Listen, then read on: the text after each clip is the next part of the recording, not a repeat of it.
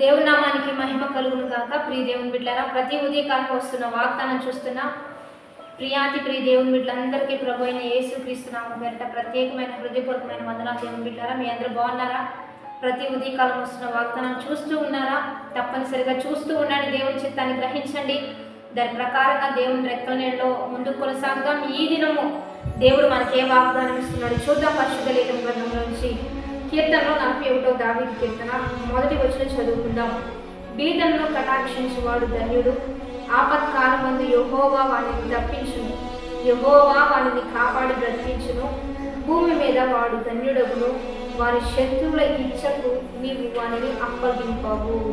ఇక్కడ దేవుని బిడ్డలారా, బీదలను కటాక్షించువారు ధన్యుడు.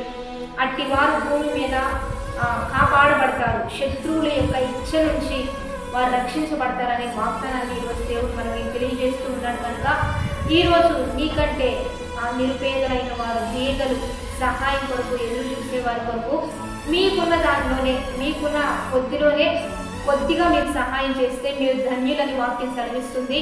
ఎందుకంటే దేవుని బిడ్డలారా, బీదలంటే లోకంలో ఉన్న వారందరికీ మనకు సహాయం చేయలేకపోయినా ఈ రోజు నీకు ఎంతమంది ఎదురుపడ్డారో, నీ జీవిత విధానంలో నీ వద్దకు ఎవరైతే చేతులు చాపుతున్నారో వారికి నీకున్న దానిలోనే సహాయం చేస్తూ ఉంటే నిన్ను, నీ బిడ్డల్ని, నీ కుటుంబాన్ని, నీ జీవితాన్ని దేవుడు ఆశీర్వదిస్తాడు. నిన్ను శత్రువుకి అప్పగించకుండా నిన్ను కాపాడుతాడు. ఎందుకంటే బైబిల్ లేఖన గ్రంథంలోనే ఒక చోట దేవుడు సెలవిస్తాడు, మీరు బీదలను ఆశ్రయిస్తే నన్ను బీదలను ఆదరిస్తే మీరు నన్ను ఆదరించినట్లే. ఎందుకంటే ఆకలితో ఉన్న వారికి నేను ఒకరోజు ఆకలితో వచ్చాను, మీరు నాకు అన్నం పెట్టలేదు. ఒకరోజు వస్త్రం లేక వచ్చాను, మీరు నాకు వస్త్రం ఇవ్వలేదు.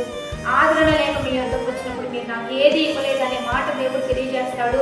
అప్పుడు వారు అంటారు, ఎలా మీరు ఎప్పుడు మా వద్దకు వచ్చారయ్యా అంటే, బీదలను మీరు క్షమిస్తే, బీదలను ఆదరిస్తే నన్ను ఆదరించినట్లే అనే మాట దేవుడు తెలియజేస్తాడు. కనుక బీదల పక్షాన ఆయన ఉంటాడు, దిక్కులేని వారి పక్షాన ఆయన నడుస్తాడు. కనుక వారిని ఆదరిద్దాం, క్రీస్తు ప్రేమను చూపిద్దాం, ధన్యులుగా మార్చబడదాం, ఆశీర్వాదానికి అర్హులుగా ముందుకు కొనసాగుదాం. ఈ చిన్న పని నిత్య జీవాన్ని మనకి ఇవ్వగలుగుతుంది. ఈ చిన్న సహాయం దేవుని కృపను మనకు దించుతుంది. కనుక ఈ మేలు చేస్తూ అనేకులకి మిమ్మల్ని దేవుడు దీవించాడు, మిమ్మల్ని అనేకులకు ఆశీర్వాదకారకంగా దేవుడు ఉంచుతానని వాగ్దానం చేశాడు. కనుక మీకు ఎందుకు ఇస్తున్నాడు తెలుసా? మీకు ఎందుకు పోషిస్తున్నాడంటే మీకు లాంటి అనేకులు మీరు ఆదరిస్తారని, మీకు లాంటి అనేకులకు మీరు ఏదో ఒక సహాయం, ఏదో ఒక రీతిగా ఆహారం పెడతారని దేవుడు మీకు ఇస్తాడు. కనుక ఈ కృపను పొందుకుంటున్న మీరు కూడా అనేకులకు ఆ కృపను అందించండి, క్రీస్తు ప్రేమను అందిద్దాం. ఈ దిన వాగ్దానాన్ని బట్టి ప్రార్థన చేద్దాం. పరిశుద్ధుడా, మహోన్నతుడా, గొప్ప దేవా, ఈ దినం మీరు మాకు ఇచ్చిన బలమైన వాగ్దానాన్ని బట్టి నీకు మహిమ. ఎంతమంది బిడ్డలు ఈ వాగ్దానం చూస్తున్నారు? ఈ వాక్ వచనాలన్నీ బిడ్డల పట్ల రూఢీపరిచయ్యా. ఎంతమంది అయితే ఇక్కడ నుంచి బీదలను కటాక్షించాలని, వారిని ప్రేమించాలని, క్రీస్తు ప్రేమను అందించాలని మంచి తీర్మానంతో ఒక రోజు ప్రారంభించబోతున్నారు. బిడ్డలు ధన్యులుగా మార్చయ్యా. ఆ తలంపుతోనే వారిని ఆశీర్వాదాన్ని కలుగులుగా మార్చండి. ఎక్కడ శత్రువులకు అప్పగించకుండా, వారి ఇచ్చలో వారు పడిపోకుండా కంచా కాపుదల, పరిరక్షణ, సంరక్షణ ఇవ్వండి.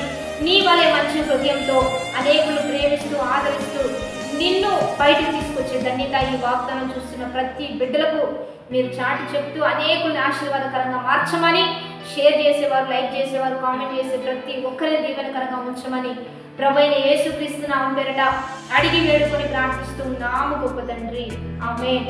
కాబట్టి మంచిగా లైక్ చేయండి, షేర్ చేయండి, కామెంట్ చేయండి. మంచిగా దేవుని నామాన్ని మహిమపరుద్దాం. ఈ సాక్ష్యం అనేకులకి తెలియపరిచే విధంగా వాగ్దానాన్ని బట్టి నడుద్దాం. ఉదయకాల ఆరాధనలు జరుగుతూ ఉన్నాయి. 4:30 నుంచి 5:30 వరకు జరుగుతూ ఉంటుంది. మీరు అందరూ కలుసుకోండి, లైవ్ ద్వారా కలుసుకోండి. దేవుని బిడ్డలారా, అనేకులు పరిచయం చేయండి.